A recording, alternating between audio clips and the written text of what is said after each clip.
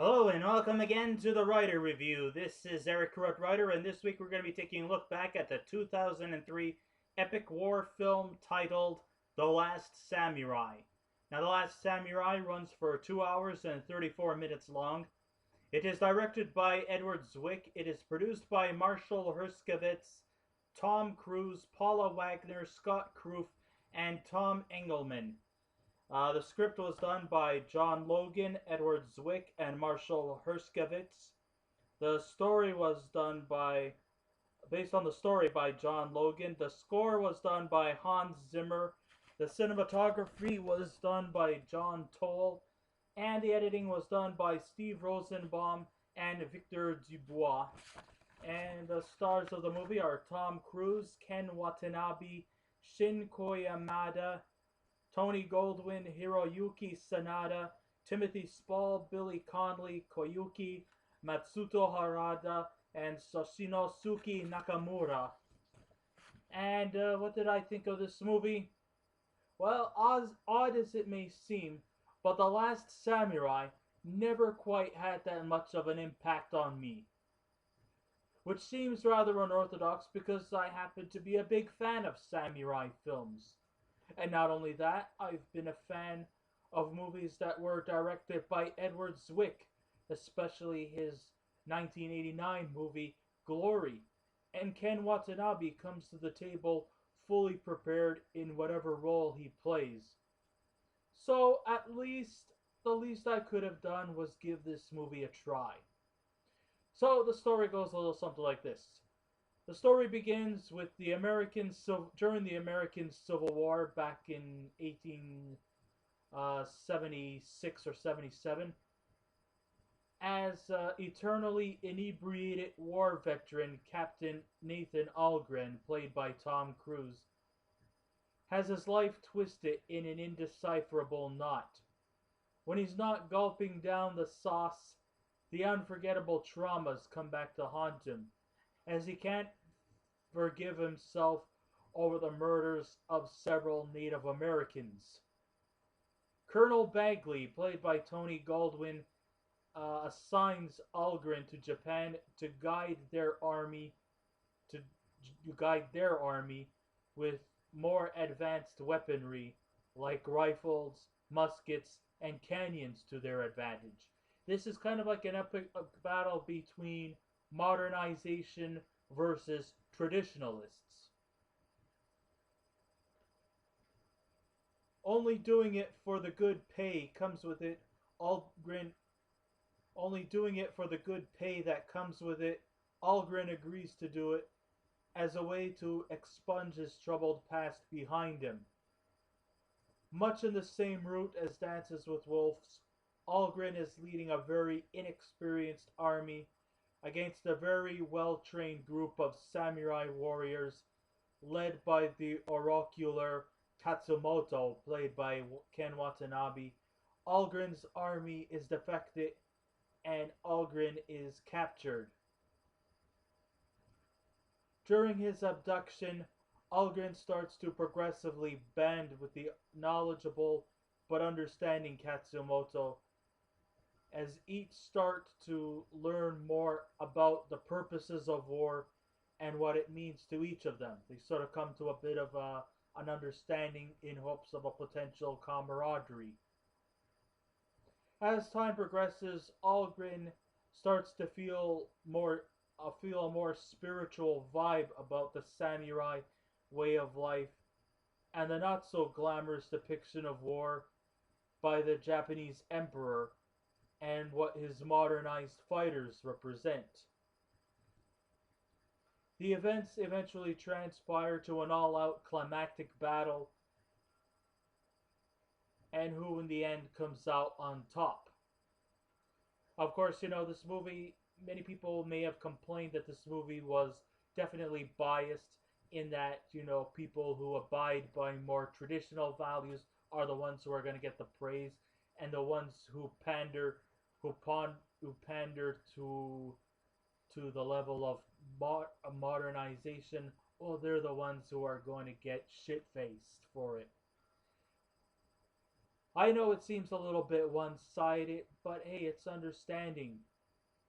I mean, the central character is Nathan Algren, and of course we're gonna side with him. We know that he had did some things that could probably never be deemed forgivable. But if he's willing to move forward and he's willing to change his way in life, giving up the drinks and starting to realize that his life in the army as a U.S. Military man was not doing him justice, and that if he could find that inner peace within himself and the samurai community, well then, you know, I root for him on a lot of levels.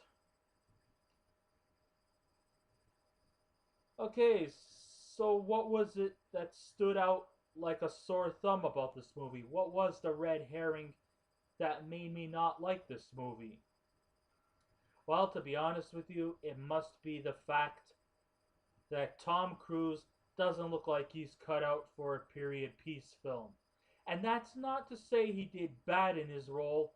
He just, I mean, his performance was really, really good. But physically, the guy just does not seem adept in period piece movies. He looks too modernized. He talks too modernized. He doesn't capture that spirit to me like he's living in 1867. He just doesn't. He seems more 21st century than he does 19th century.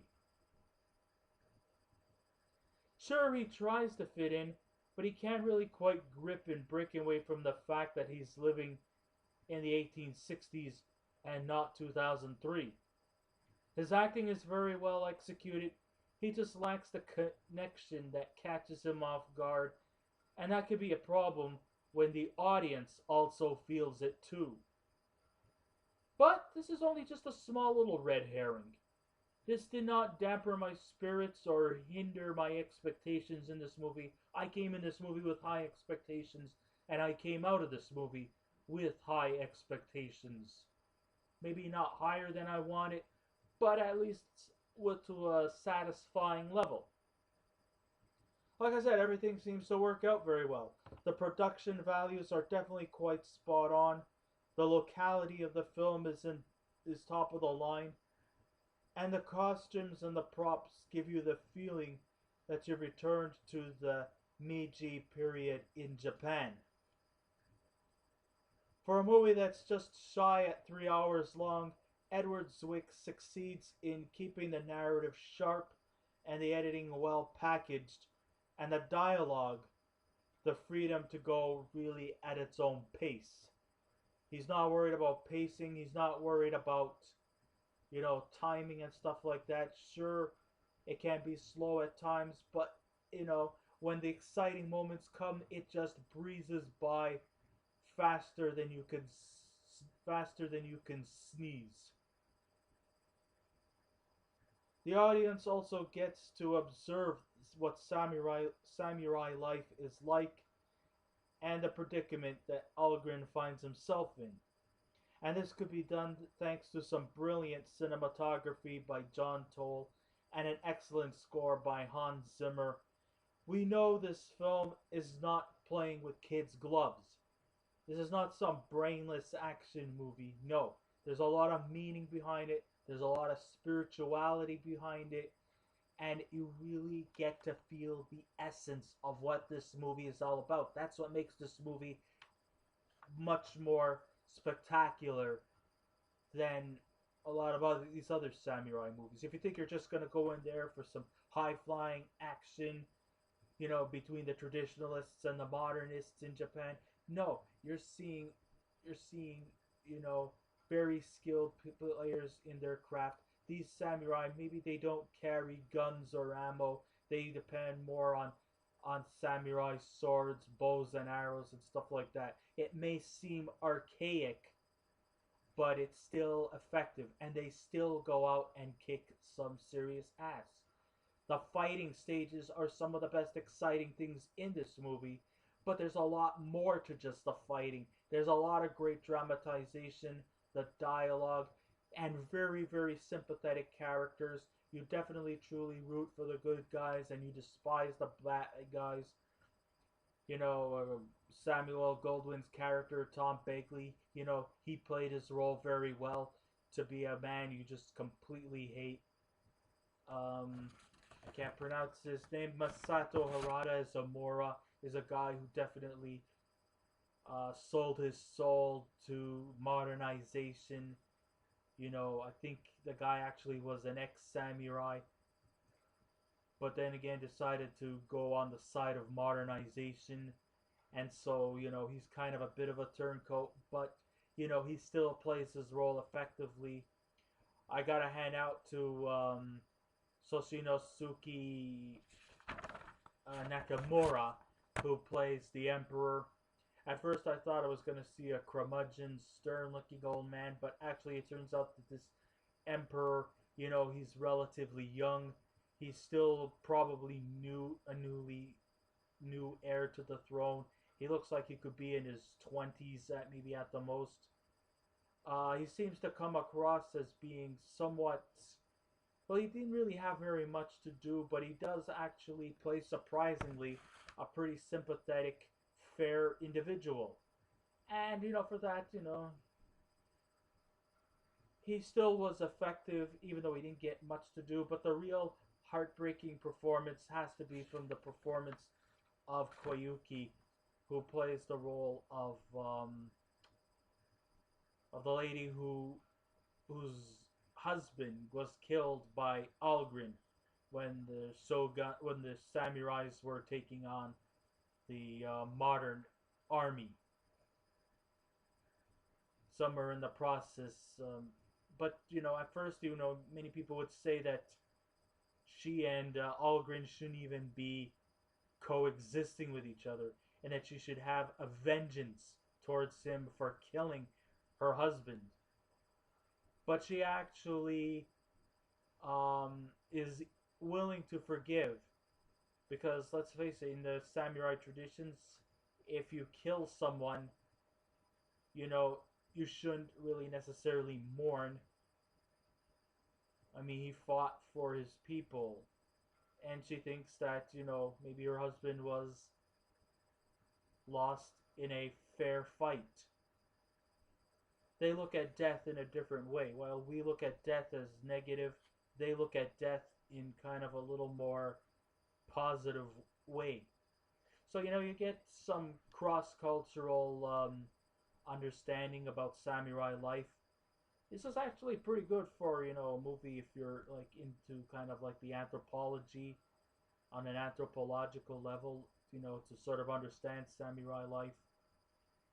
Of course, people will probably still think that this is historically inaccurate and that there's probably a lot of anachronisms in there, but you know what? I don't care. I really, really enjoyed this movie quite a lot. There's a lot of learning to be done in this movie. It's not just to sit there for 2 hours and 34 minutes and be passive aggressive and say, oh, it's just a movie. No, there's a lot of depth to it. There's a lot of layers in this movie. And for that, that's really, really highly commendable that Edward Zwick and company really did their homework and did their research. And that little herring I said about Tom Cruise not fitting in to the picture very well, that's just a minor nitpick. Other than that, he didn't do that badly. All I just said was he didn't fit the period. That's all. Very, very minor. Very micro.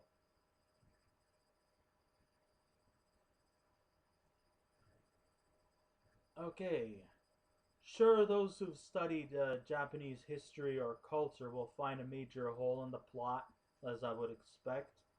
It seems that the samurai culture is unapologetic in glamorification.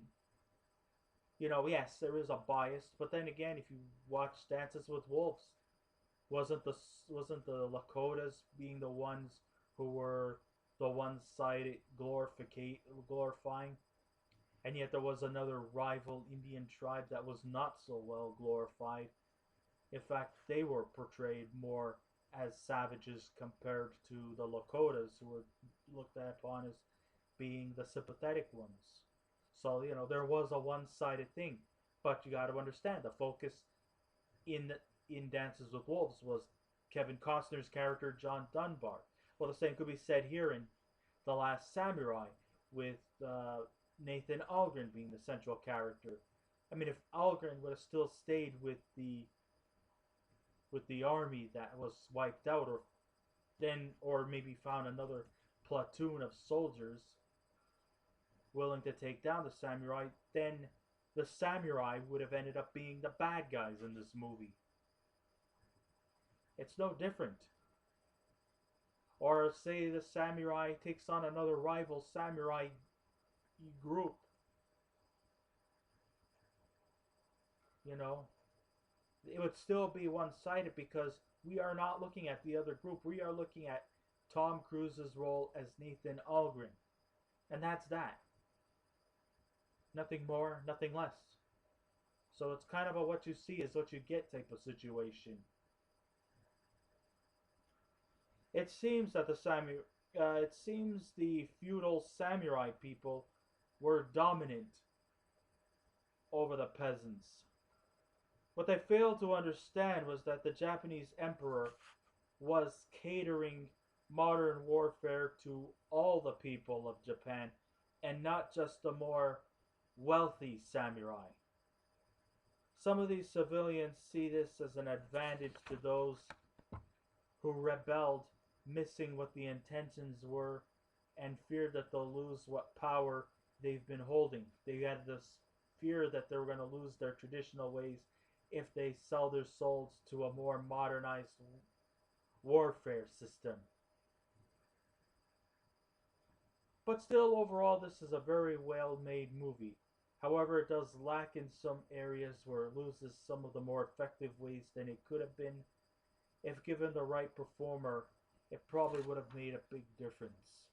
I'm sure there was other performers in there, other actors who could have played the role of Nathan Algren. I mean, I heard rumors that Nicolas Cage was supposed to had played the role, but I think he backed down. There were a few other people also that were rumored to play the role. I think I've heard somewhere the late Patrick Swayze was also interested in the role of Nathan Algren, although that's just a rumor. But like I said, Tom Cruise wasn't bad in his role. He just didn't fit the period, and that's really the only flaw I really had about this movie that did not sit well with me. But it was still a fun movie to watch. It's still enjoyable. I highly recommend just seeing it. And if I was to give this a movie a scale out of 10, I would definitely give it an 8. So I guess this ends my rider review. Thank you all for listening in.